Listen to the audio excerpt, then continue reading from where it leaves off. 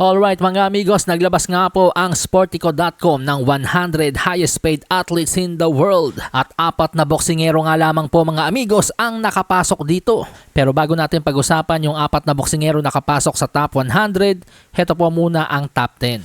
Number 1, Cristiano Ronaldo, isang soccer player. Sa kabuuan ng taong 2025, nakapag-uwi siya ng $260 million. Kasama na dyan ang salary, winnings at endorsements. Sinundan niya ni Saul Canelo Alvarez na nakapag-uwi naman po ng $137 million. Lionel Messi, $130 million. Pumang-apat si Juan Soto ng New York Mets, isang baseball player. Nakapag-uwi po siya ng $129.2 million. At panglima si LeBron James ng Los Angeles Lakers na nakapag-uwi naman po ng $128.7 million.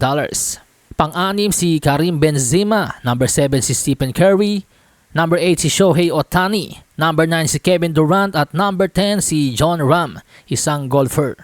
At ang 3 pang boksingerong nakapasok nga po sa top 100 ay sina Terence Bud Crawford, pag number 21 po, kung saan nakapag-uwi nga po siya ng $66 million.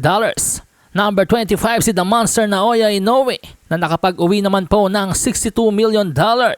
At number 30 si Jake Paul na nakapag-uwi naman po ng $60 million sa taong 2025. So yun po mga amigos ang 4 na boksingero nakapasok sa top 100 highest paid athletes in the world. Canelo, Crawford, Inoue at Jake Paul. Samantala sa iba pang balita, nagkakagulo ngayon sa kampo ni Vergil Ortiz Jr. sapagkat nagbabanggaan po ngayon ang kanyang manager at promoter. Matatandaan kamakailan sinabi ni Oscar De La Hoya, promoter ni Ortiz, na mag-move on na sila sa Jaron Ennis fight. Ito ay matapos hindi siya tawagan ni Eddie Hearn, ang promoter naman po ni Ennis, na binigyan nga po ni Oscar De La Hoya ng offer na 60-40 plus 5% sa magwawagi sa Ortiz versus Ennis. Pero banat nga po ni Rick Mirijan, manager ni Vergil Ortiz, walang mag-move on.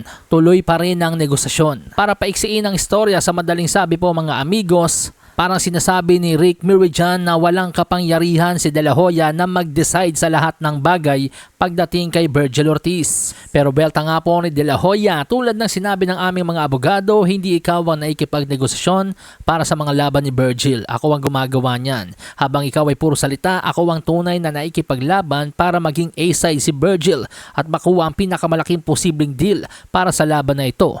Ako ang naikipag-usap kina Eddie Hearn at The Zone para may sakatuparan ng laban at patuloy akong lalaban para kay Vergil sa mga negosasyong ito. Huwag ka nang humarang. Alasahin ang baraha, patunayan mo sa akin ha. Sino man ang mabunot na kalaban, di ka